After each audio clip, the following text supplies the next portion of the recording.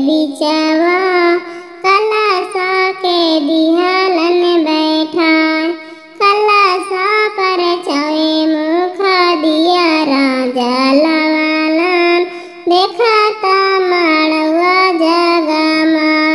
ऊंची ऊंची माड़वा चढ़ी बैठालन बेटा के पापा, चारों ओर सजन बारिया, नीचवा में बैठालाना दुल्हा, सुंदर दुल्हा चंदनियन चमके लीलार, बेटी ले बैठालन पापा जी अपना पापा, करे लगलन धियावा के दान, धियावा ई दाना करते पापा